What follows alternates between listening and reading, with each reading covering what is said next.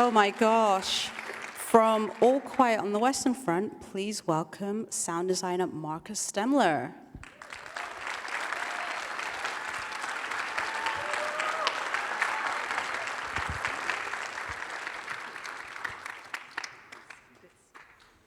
Have a seat. Oh, good evening. My gosh. Good evening. Oh my, All Quiet on the Western Front is phenomenal, whether you experience it at home on TV or in the cinema. And that sound design is truly, a work of art. I mean, talk about how did you find the sounds of World War I in 2023? Or 2020 when you were doing the film? Yeah. Well, actually, we tried to find the original sounds from World War I, but we couldn't. So we did some research and, tried to find sonic references from the time, but it turned out that, sound recording technology back then was still in its infancy and you just don't find recordings. So what we came across instead were actually letters from soldiers that they had written to their loved ones back home, where they described what they heard. And that became an inspiration for us how to treat the sounds and what to create actually, because in these letters they describe what impact the sounds had on them. They were traumatized by the constant, relentless firing and also by rotting bodies on the battlefield, stuff like that. There was a good inspiration for our work then. Like, talk about that clip that we just saw. There's a lot going on. You've got, the bombing in the background. You've got the soldiers, and they're having that conversation, and it's a really emotional moment. But how did you balance in, all that sound that we're hearing? As well as so Edward, the director, he's really brief in his communication, kind of. So he would just say, "Okay, guys, think of Das Boot, the movie," because it's very claustrophobic when they end up in this bunker. And I think, in general, the movie is very much about the transformation of from these soldiers being very enthusiastic about war, and then when they finally get to see the true face of war, they end up in shock and terror. And I think this is very much condensed in that scene, because right before the clip, they are still on the watch, and they're looking forward to shoot their first French soldiers.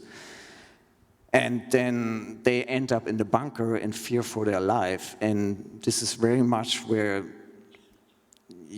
their idea of doing glorious things at the battlefront collapses just like the bunker.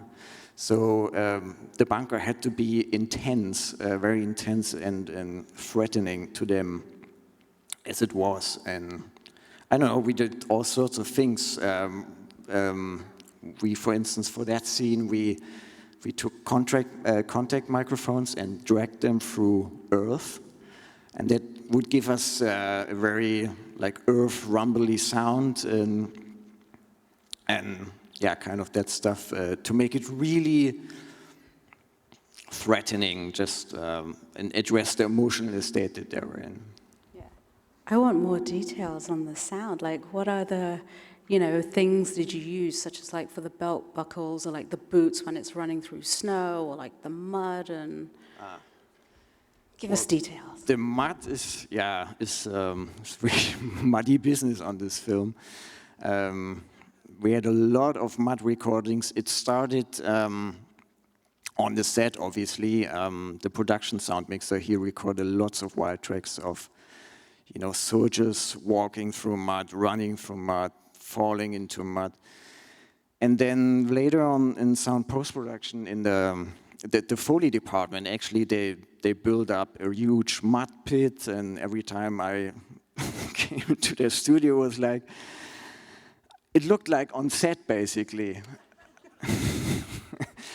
But then, the challenge is that you need to, because mud kind of sounds the same when you do it with actual mud.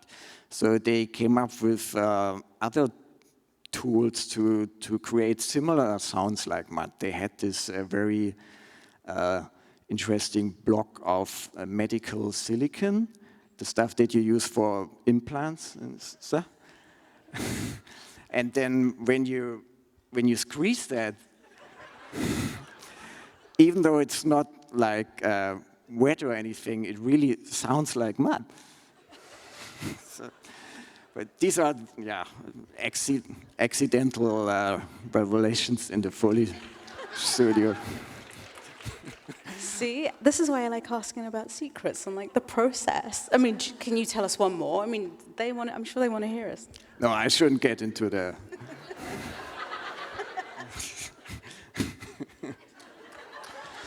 Well, let me think. So for there's the scene with where the tank approaches, and we always thought we really need a sound of metal that cuts through. So I talked to the Foley guys and said, like, can you create a groaning metal sound for us that we can then use for the tanks? And they ended up using a big, long metal pipe from the air condition, and then to create a resonating sound, they used little wooden toy cars of that size with little wooden wheels. And if you just have the toy cars, they would like just squeak. But then if you put them on the metal pipe, it would suddenly become this very large groaning metal sound. But when you look at it, how they do it, and then you think, okay, these are the toy cars, and they're going to become the tanks. Sometimes it's better if you don't see how they do it, you know.